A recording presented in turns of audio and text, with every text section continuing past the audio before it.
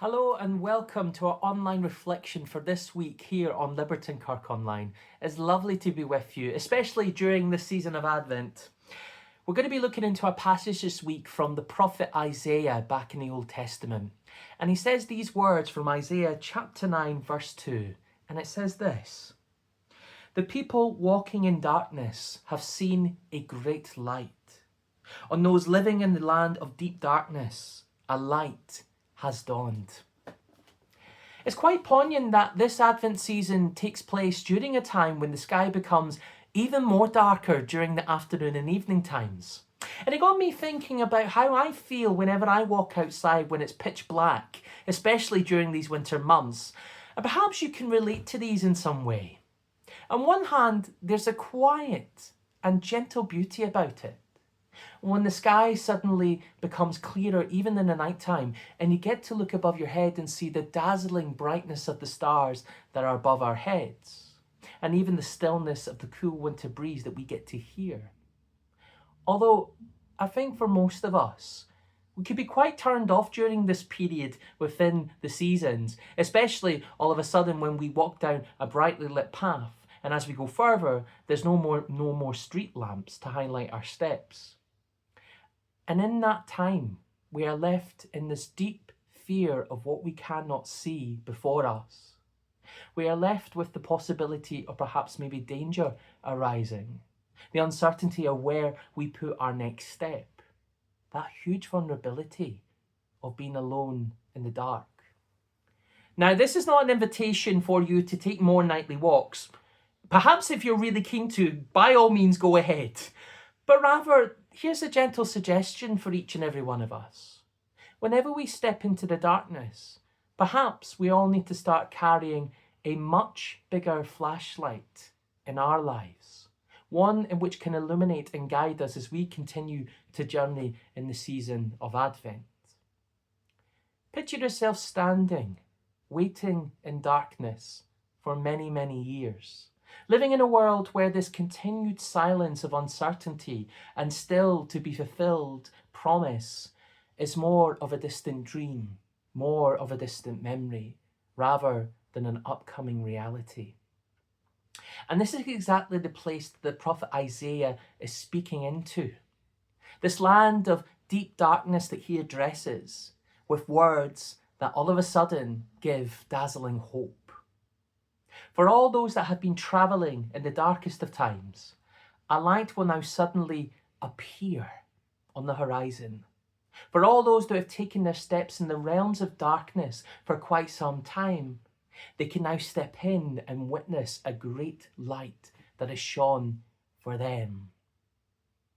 I was particularly struck this week by attending the memorial service that took place on Wednesday night at the Kirk, and vividly remembering coming in from the cold, dark winter night and stepping into the warmth and hospitality of the church. During the course of the service, I was able to identify those that do come to Kirk every week, but also those that perhaps may have a church connection, and started to meet new folks that have no church connection at all, but we all came for one similar purpose. And that was displayed in a way when each by one we arrived at the tables in the front of the church. And we began to light candles as that symbolic way of acknowledging, remembering, and honouring people in their lives who have passed away and the love and light that they left behind. At one point, I simply started staring and taking the time to be captivated by the flicker of the candles as they were lined up in the front three tables, each one highlighting a prayer, a person, a hope. And maybe this year, for some of us, we could be walking into a Christmas that feels very, very different than before. But here's this. Just as the world during the prophet's time was experiencing a level of wrestling with political darkness, fear of the unknown, and deep uncertainty about God's continued presence, the declaration, promise, and exclamation of light bursting forth into the world was still made. That God himself would come into the world that was hurting and in need of warmth. That the prophet Isaiah was pointing towards a light that would not just simply flicker like a candle and then just be extinguished, but would burn brightly for all of God's people to find a pathway of true certainty and everlasting destiny. And so whatever dark spots that we may be feeling during the season of Advent, that are settling deepest within us, our doubts, fears, anxieties, and uncertainties, that we are continuing to carry with us during the season that's dedicated to light.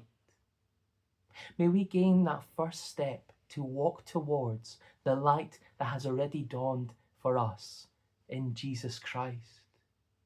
For that little child who came to Bethlehem did not simply come to be a lovely memory in a manger scene, but rather to be the deepest fulfillment of that prophecy many, many years before, that the great light who drives out all of our deepest darkness will come and will stay forever. God bless you. Have a wonderful week. Take care.